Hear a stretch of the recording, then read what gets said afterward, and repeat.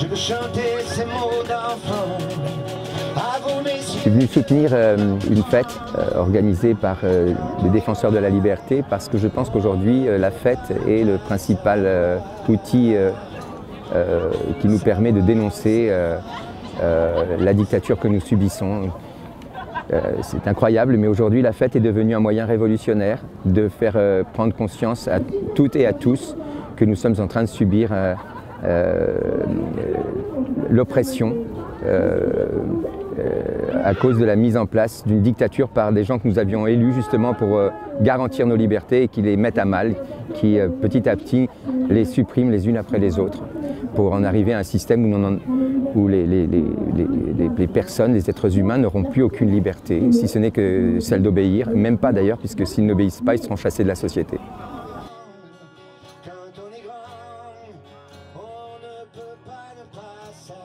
J'ai toujours considéré que le rôle de l'artiste était double. Il a pour vocation de distraire, bien évidemment, de divertir au sens pascalien du terme, c'est-à-dire de faire oublier aux gens leurs soucis, mais également d'éveiller les consciences.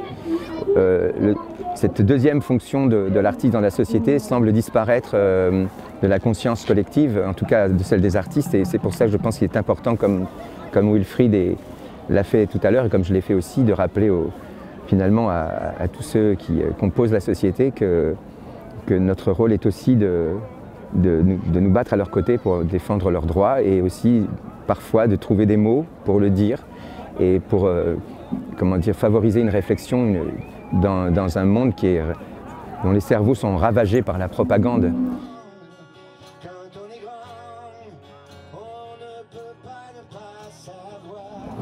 Je ne veux pas répondre à cette question parce que vous me demandez de porter un jugement sur mes confrères, mes consoeurs, c'est ma corporation et je n'ai pas de jugement à porter sur ce que font les autres. J'essaie moi-même d'être un être humain acceptable, c'est pas toujours simple, mais en tout cas je viens de vous dire quelle est pour moi la conception d'un artiste et c'est cette conception que je défends, que ceux qui rejoignent ma vision le fassent également, que ceux qui ne rejoignent pas ma vision restent bien planqués dans leurs privilèges.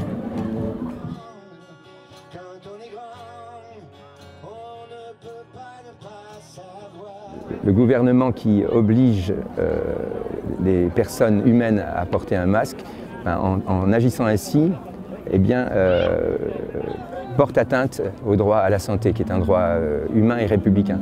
Il faut leur rappeler également qu'en empêchant les traitements précoces, en empêchant les médecins de prescrire et de soigner, en niant l'efficacité des traitements précoces, en persécutant les médecins qui aujourd'hui veulent administrer ces traitements précoces, le gouvernement qui fait ça porte atteinte à la santé des Françaises et des Français et mène une politique criminogène. Aujourd'hui, obliger des parents et des enseignants à faire porter un masque aux enfants, c'est un acte de pédocriminalité, c'est l'organisation d'une pédocriminalité. Donc tout ce que je viens de dire n'est pas une vue de l'esprit, tout ce que je viens de dire est prouvé scientifiquement et notamment par tous ceux qui travaillent comme Réinfocobid à l'information des citoyennes et des citoyens dans notre pays.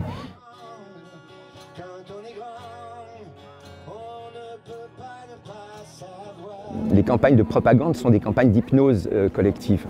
C'est-à-dire que tous les psychiatres vous expliqueront que le principe de ce qu'on appelle une attaque psychique, lorsqu'on assène un message toujours le même à l'inconscient, il suffit de le reproduire 20 fois seulement pour que l'inconscient soit imprégné. Là, il s'agit d'une campagne qui dure depuis plus d'1 an, et qui est anxiogène au dernier degré, qui se fait dans l'intégralité des supports médiatiques, que ce soit la presse, que ce soit la rue, que ce soit la télévision, que ce soit la radio, tous les jours, et à chaque heure, à chaque minute, à chaque seconde, on continue à promouvoir ces messages anxiogènes et ces messages qui sont mensongers et qui finalement expliquent aux gens que le mensonge est la vérité et que nous sommes en train de subir une pandémie qui met en danger la santé de tous, ce qui est faux. Quand vous menez une campagne d'hypnose collective, eh bien, la majorité des gens qui subissent cette campagne sont imprégnés par le message hypnotique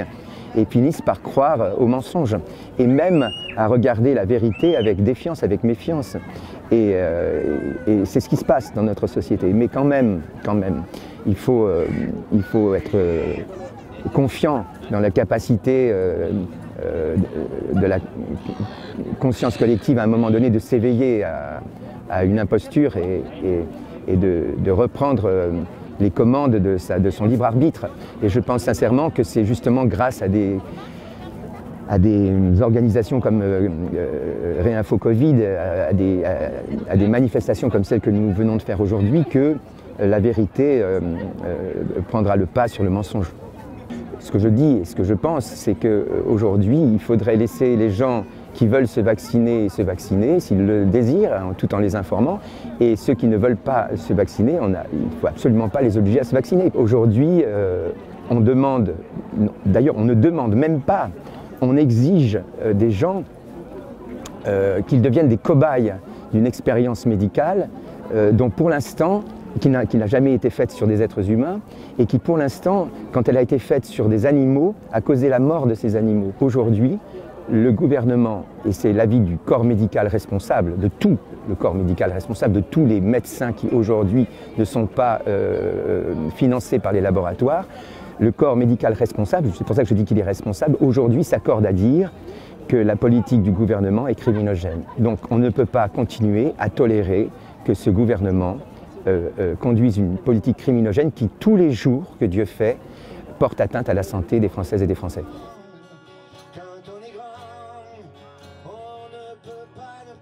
Le passeport sanitaire n'arrivera pas, parce que le fascisme ne passera pas. Et qu'il y aura un moment où la conscience collective réagira. Je pense qu'on n'en est pas loin. Je pense que les gens qui nous gouvernent, ils poussent le bouchon le plus loin possible. C'est-à-dire tant qu'on ne leur résiste pas, ils continuent leur entreprise de privation des droits et des libertés. Et si un jour le peuple fait front et refuse le dictat, eh bien ils s'arrêteront. Voilà. Donc je suis certain que cette abomination, l'abomination que vous décrivez, ne se produira pas. Il y a un moment où le peuple de France refusera de subir.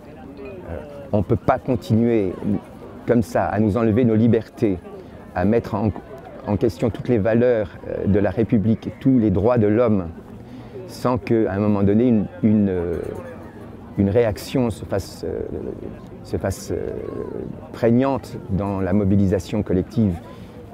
Je pense que de plus en plus de gens sont conscients que nous sommes en train d'être assassinés par les gens que nous avions élus pour qu'ils protègent nos droits et garantissent nos libertés et notre santé. Donc la vérité émergera et le fascisme ne passera pas. Les ultralibéraux qui nous gouvernent, pour moi, l'ultralibéralisme tel qu'il s'exprime dans le monde aujourd'hui est une des formes majeures du fascisme. Et à l'heure actuelle, c'est l'extrême droite qui est au pouvoir.